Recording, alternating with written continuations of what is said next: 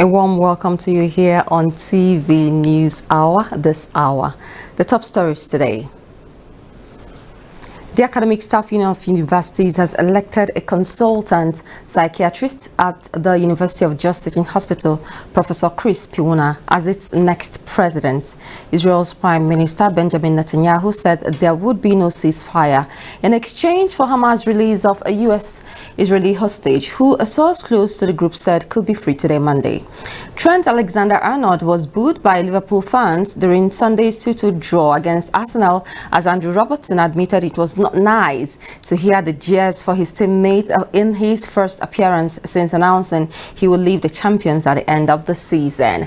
My name is Chioma Victuemeka. Now the news in full.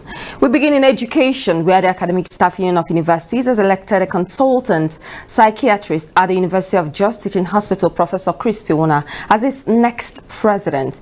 Piwuna, who is also the Dean of Student Affairs at the University of Jos, takes over from Victor Oshodege, a professor of soil science from the Michael Okpara University of Agriculture, Umudike, Abia State. The decision was taken at the 23rd National Delegate Congress of the Union, which took place in Benin on Sunday yesterday.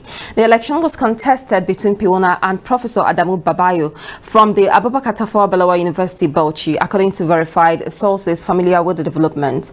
Piwuna's assumption of office comes amidst widespread speculations of industrial action following issues surrounding the sharing formula of the earned academic allowances recently released by the federal government of Nigeria, brain drain, among others.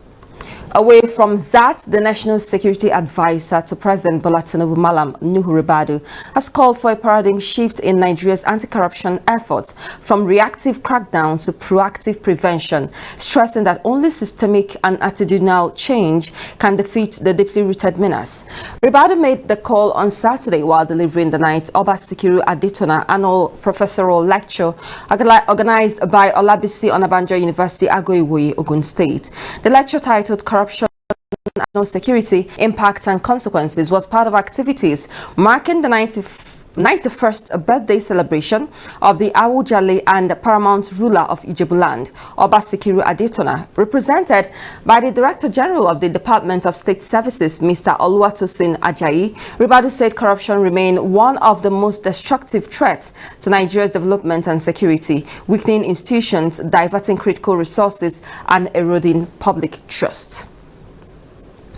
Thousands of candidates who sat for the 2025 Unified Tertiary Matriculation Examination are set to file a lawsuit against the Joint Admissions and Matriculation Board following widespread complaints of technical glitches and incomplete questions that allegedly marred the examination. Now, last week, JAMB announced that over 1.5 million out of 1.9 million that sat this year's UTME scored below 200 out of the total 400 marks. The outcome raised concerns in the country, with the Minister of Education, Dr. Tunji Alausa, asserting that mass failure showed effective anti-malpractice efforts by JAMB. However, Popular Education Advocate and Chief Executive Officer of Educare, Alex Onya, announced on Sunday that legal proceedings will commence at the Federal High Court on Monday against JAMB. Onya revealed that over 8,000 affected students had submitted formal complaints, calling on JAMB to release detailed marking sheets and allow candidates to verify their scores. Quite interesting. We are following up on the story and we'll keep updating you. Away from that, a total of 86 Nigerian Army captains are set to participate in the 2025 written promotion examination, which begins today in Benin City, that's in Edo State. The week-long examination, scheduled to run from May 12 to May 16, is being hosted by the Nigerian Army School of Supply and Transport. Speaking during the opening session on Sunday, the commander of the Training and Doctrine Command, Major General Kevin Alibe, who also serves as president of the examination board, congratulated the candidates for reaching this critical milestone in their military careers. He described the examination as a significant stepping stone to greater responsibilities, using participants to uphold the highest standards of professionalism and discipline. The annual Imoka Festival in Awka, Anambra State capital, has recorded its first casualty as a tricycle that Kekenapep crushed a masquerade to death. Yesterday, Sunday, the incident occurred while the Masquerade was moving along the road. According to eyewitnesses, the tricycle operator was immediately arrested. The Imoka Festival, which attracts visitors from within and outside Nigeria, is set to officially begin on May 19 and climax on May 24. In past celebrations, the police implemented measures to control movement during the festival, but it is unclear if those measures are still in place this year. The festival typically lasts about a week, with Masquerade taken to the streets to entertain crowds in the days leading up to the main event. Previous editions have witnessed incidents of fatalities, raising questions about the safety of the celebrations. No fewer than 78 Nigerian girls trafficked to Côte d'Ivoire were safely repatriated home in the early hours of yesterday. The victims, some of whom were pregnant, arrived at the Murtala Mohammed International Airport, Lagos, approximately 1 a.m. and were received by the National Agency for the Prohibition of Trafficking in Persons, NAPTIP. Speaking at the airport's arrival wing, the Director General of NAPTIP, Dr. Binta Bello, described the rescue as a powerful symbol of national responsibility and resilience in the face of transnational trafficking crimes. She confirmed that some of the perpetrators behind the trafficking ring had already been apprehended and will be prosecuted. While she did not disclose specific details for operational security, Bello assured Nigerians that NAPTIP was working in close collaboration with international partners to dismantle the networks responsible. The Minister of Defense, Mohammed Badaru, has thrown his weight behind the 10th Senate proposed two-day National Security Summit, describing it as a timely initiative to tackle Nigeria's growing security concerns. Now, recall that the minister had last week dismissed the idea of another security summit, saying it was not necessary. But Senate President Godswill Akpabio reacted immediately, warning the minister to desist from playing down the security summit, insisting that the summit would not only be held, but that the minister must also be in attendance.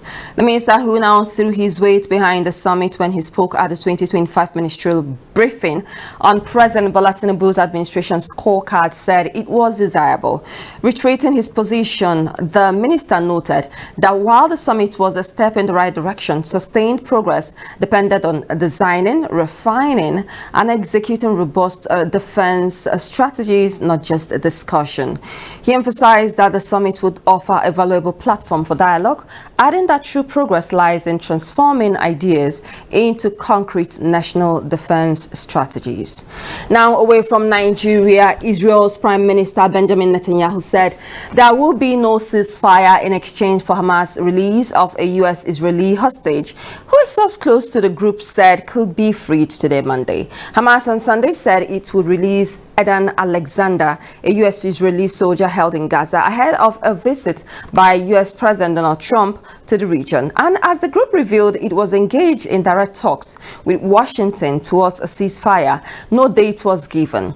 But a source close to Hamas told International News a 21-year-old Alexander would most likely be released today, Monday, or tomorrow, Tuesday.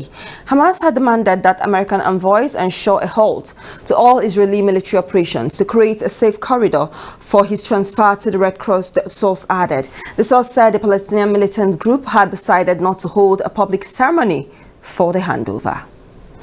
Away from that, we move right now to sports, where Trent Alexander-Arnold was booed by Liverpool fans during Sunday's 2-2 draw against Arsenal, as Andrew Robertson admitted it was not nice to hear the jeers for his teammate in his first appearance since announcing he will leave the champions at the end of the season. Liverpool right-back Alexander-Arnold confirmed his impending exit on Monday ahead of a widely expected move to Real Madrid. In his first game in front of Liverpool's fans at Anfield since his decision to quit his boyhood club, the Merseyside-born England star was subjected to audible jeers as he was introduced as a 67th-minute substitute against Arsenal. There were also some cheers for the 26-year-old product of Liverpool's Youth Academy, who has won 2 Premier League titles and the Champions League with the Reds. But he was booed several times while in possession in the second half as Arsenal fought back from 2 goals down despite finishing with 10 men after Mikel Merino's late dismissal. Liverpool manager Arne Slot had said prior to the game he would not tell supporters how they should react to the player's announcement. Well, That's it on the news this hour. A quick reminder of our top stories. From education, we told you that the Academic Staff Union of Universities has elected a consultant psychiatrist at the University of Jos Teaching Hospital, Professor Piwuna, as its next president. Israel's Prime Minister Benjamin Netanyahu said there will be no ceasefire in exchange for Hamas' release of a U.S.-Israeli hostage, who a close source to the group said could be free today, Monday. And in sport, we told you that Trent Alexander-Arnold was booed by Liverpool fans during Sunday's 2-2 draw against Arsenal, as Andrew Robertson admitted it was not nice to hear the jeers for his teammate in his first appearance since announcing he will leave the champions at the end of the season. Well, that's it on News Hour this hour. Many thanks for joining us. My name is Chioma Victor Makadu. Have a great time and stay with us. Good afternoon.